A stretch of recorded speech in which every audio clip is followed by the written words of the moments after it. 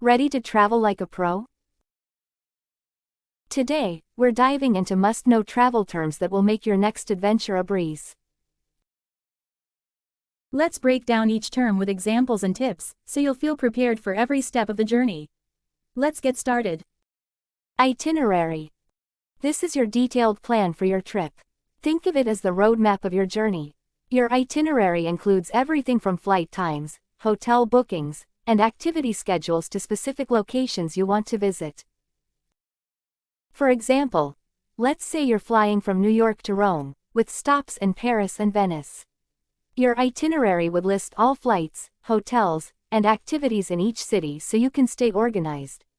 Pro tip: keep a digital copy on your phone and a printed version in case you lose your phone or Wi-Fi connection. Layover. This is a stop between flights before you reach your final destination. Layovers can be short or long, depending on your travel route. For example, if you're on a flight from New York to Tokyo with a 5-hour stop in Vancouver, that's your layover. Got a long layover? Use it as an opportunity to explore the airport or even the city if time allows. Some cities even offer free tours for travelers on extended layovers.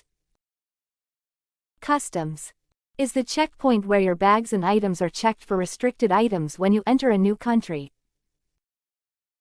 For example, imagine arriving in Australia and declaring food items or plants in your bag. At customs, you'll need to fill out a form and have these items inspected to make sure they meet the country's rules. Every country has its own list of restricted items, so check before you pack to avoid surprises. Immigration. Here's where they'll verify your passport and visa, checking that you have the right documents to enter the country. For example, say you're traveling to Japan, and you'll need to show your passport and a tourist visa if required. If you're from a country that has visa-free access, like the US, a passport alone may be enough. Baggage claim.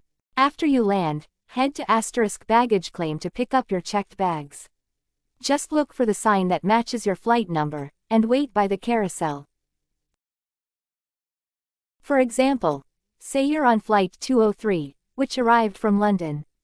You'll find your bags on the carousel marked with that flight number. Tip: make your bag easy to spot with a colorful tag or ribbon. It'll save time and help avoid confusion. Jet lag. That feeling of exhaustion you get from crossing multiple time zones. For example, if you're traveling from Los Angeles to London, you might feel jet lag since you're moving ahead by 8 hours.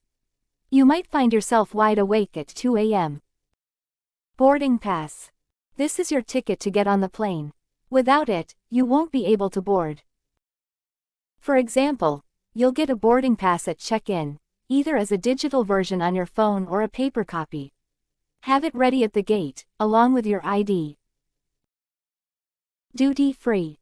Shops offer tax-free items like perfumes, chocolates, and electronics. For example, imagine grabbing some last-minute gifts at the airport without paying the added tax. Duty-free can save you a little money, but keep in mind that you might have to declare items when you arrive in your home country. Currency exchange. If you need local currency, visit a currency exchange. For example, say you're traveling to Italy and need euros. Exchange some currency before you leave to avoid airport rates, which are usually higher. Tourist trap. These are popular spots that might be overpriced or overcrowded. Think of iconic spots like Times Square in New York or the Eiffel Tower area in Paris. While they're worth visiting, you'll find cheaper places nearby for food or souvenirs.